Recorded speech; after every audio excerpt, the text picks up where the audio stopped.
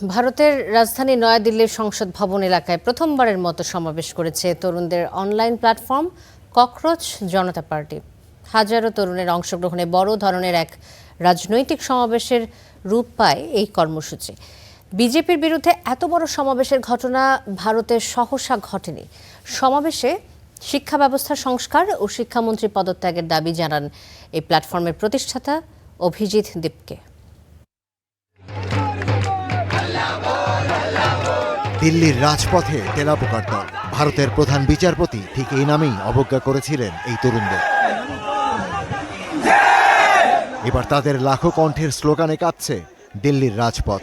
ভারতের স্মরণকালের ইতিহাসে বিজেপির সমালোচনা করে কোনো রাজনৈতিক দল এমন সমাবেশ করতে পারেনি, যা দেখিয়েছে তরুণদের অনলাইন প্ল্যাটফর্ম ককরোচ জনতা পার্টি। তাদের দাবি শিক্ষা ব্যবস্থার সংস্কার এবং শিক্ষামন্ত্রী ধর্মেন্দ্র প্রধানের পদত্যাগ। শিক্ষার্থীদের তরুণদের জন্য পরীক্ষা আয়োজনের ন্যূনতম যে প্রয়োজন সেটুকুও ঠিকভাবে করা হচ্ছে না। আমরা এখানে এসেছি এই আশায় যে এতে পরিবর্তন আসবে। আমরা যে বিকশিত ভারতের স্বপ্ন দেখি তা পূরণ হবে। সকাল থেকেই তারুণ্যের জোয়ারে ভেসে যায় দিল্লির সংসদ ভবনের কাছের সমাবেশ স্থল যন্তর মন্তর। বেলা বাড়ার সাথে সাথে বাড়ছিল তরুণদের ভিড়। যুক্তরাষ্ট্র থেকে দেশে ফিরে সকাল 10:30 নাগাদ সমাবেশে যোগ দেন ককরোচ জনতা পার্টির প্রতিষ্ঠাতা অভিজিৎ দীপকে।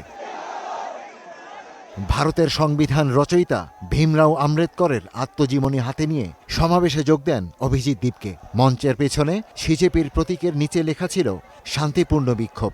মঞ্চে উঠেই শিক্ষামন্ত্রীর পদত্যাগের দাবি তোলেন অভিজিৎ।